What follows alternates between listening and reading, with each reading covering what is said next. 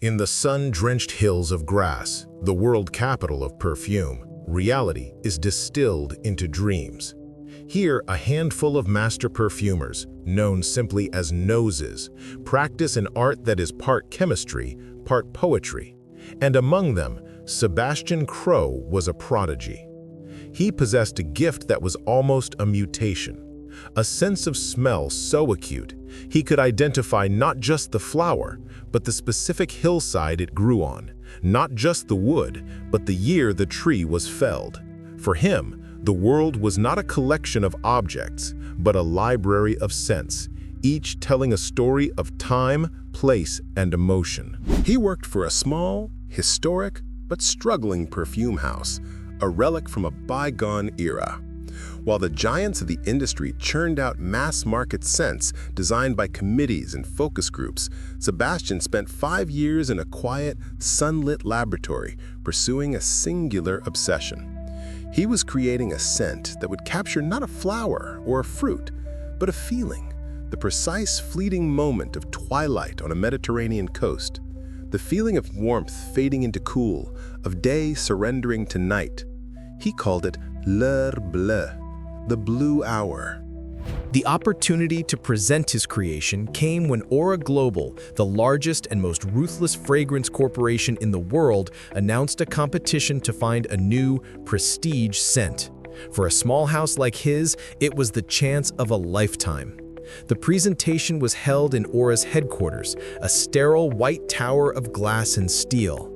He presented his creation not to a panel of artists, but to a panel of marketing executives, led by their CEO, a notoriously sharp and predatory woman named Victoria Sterling.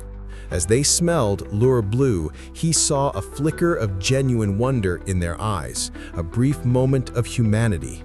They were captivated. A week later, Aura Global's legal team sent a contract. It was a masterpiece of corporate deception. Buried in the complex legal jargon was a clause stating that by submitting his formula for consideration, he had transferred all intellectual property rights to them. He had been tricked. It wasn't a competition, it was an intelligence-gathering operation. They had never intended to partner with him, they had intended to steal from him.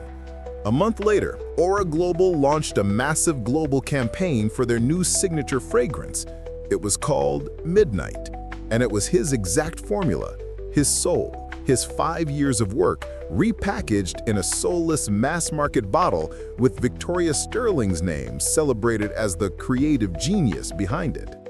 The global success of Midnight was absolute. It became the best-selling fragrance of the decade, a cultural phenomenon. And for Sebastian, it was a living nightmare.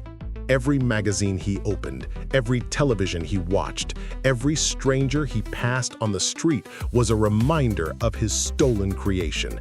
He fell into a deep, silent despair, unable to even enter his own laboratory, the air now thick with the ghosts of his failure. His small perfume house withered and died. He was on the verge of losing everything.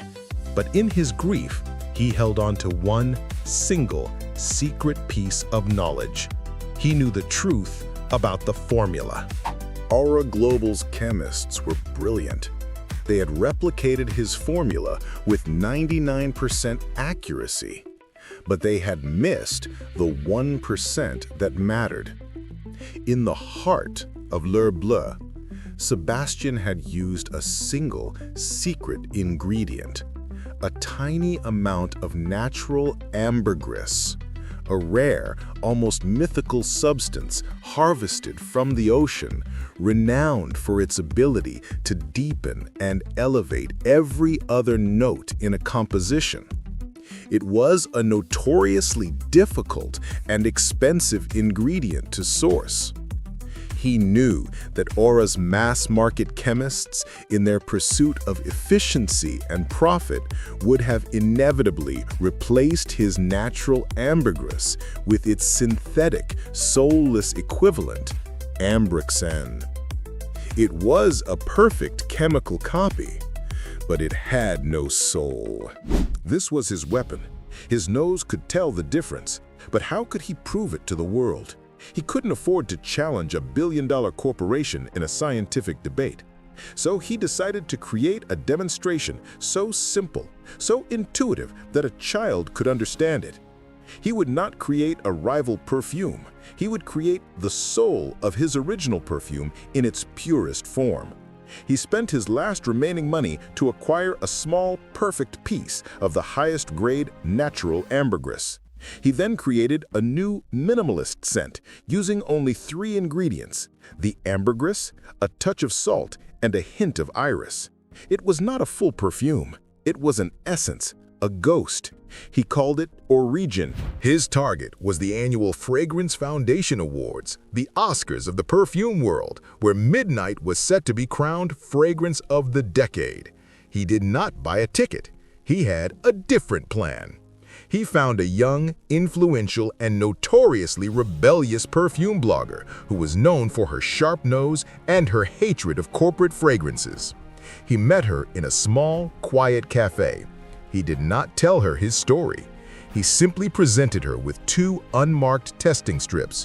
One was sprayed with the best-selling Midnight, the other with his Origin. "Smell this," he said, handing her the Midnight strip, "and then smell this."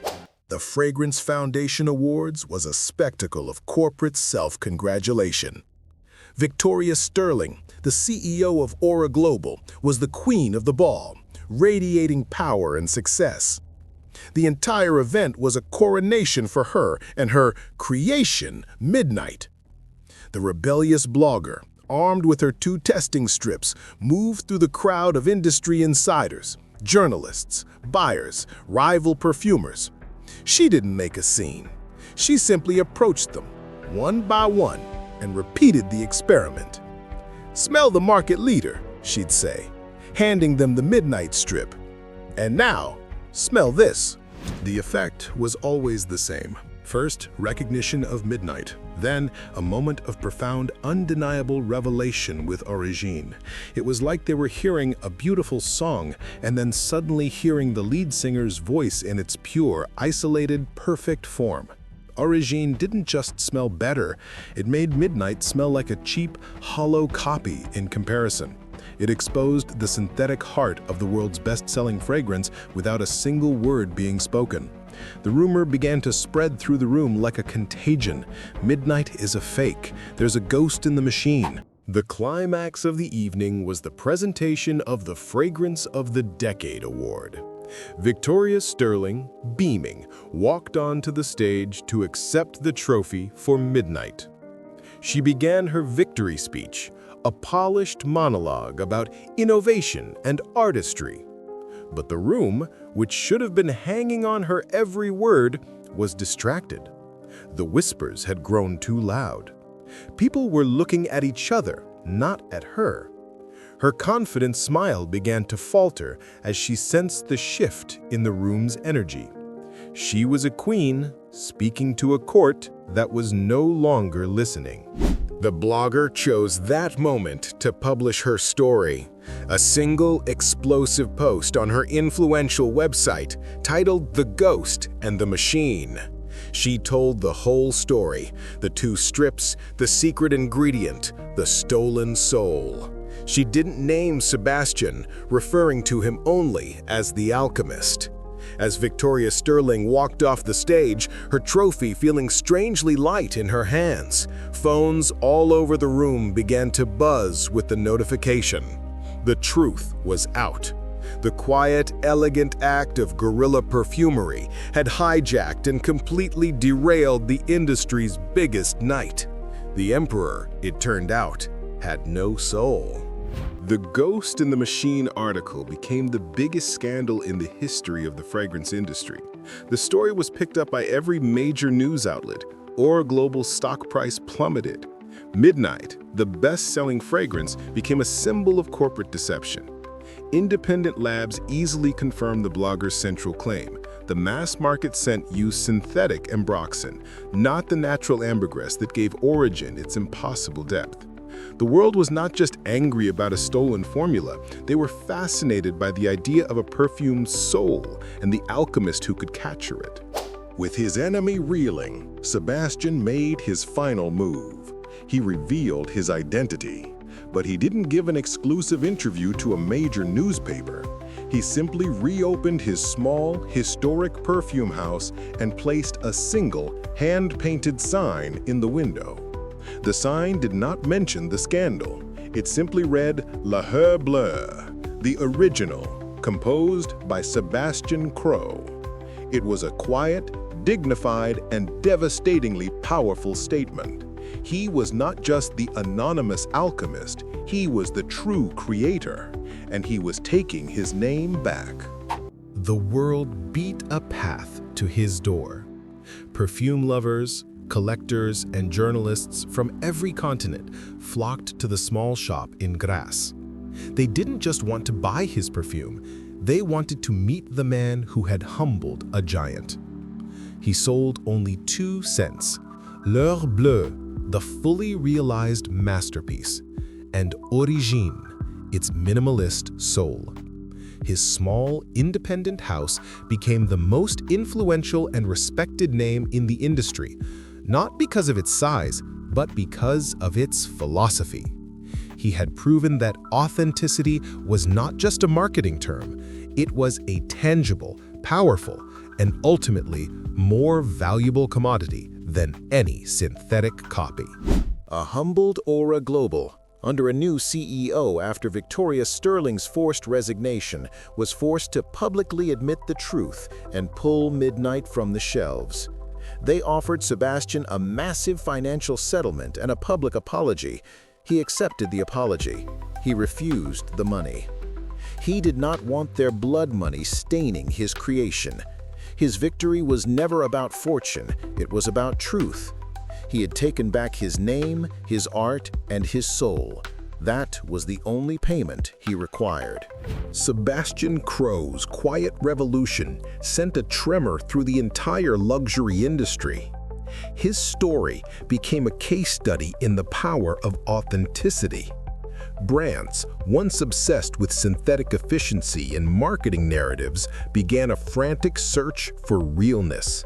They started highlighting their raw ingredients, celebrating their artisans, and trying to create products with a genuine soul. Sebastian had, almost by accident, triggered a renaissance of craftsmanship. He had reminded a world drowning in perfect copies that true luxury is not about flawlessness, but about the beautiful, inimitable, and sometimes messy signature of a human hand. And what of Victoria Sterling? Stripped of her empire and her reputation, she vanished from the corporate world. Years later, a journalist found her, not in a boardroom, but in a small, remote coastal town running a small, artisanal candle shop. She was working with her hands, blending natural waxes and essential oils. When asked about her past, she simply picked up a candle that smelled of salt and cypress. "I spent my life selling stories about feelings," she said, a sad, wise smile on her face. It took losing everything to finally learn how to create a feeling that was real. Sebastian Crowe never turned his perfume house into a global empire.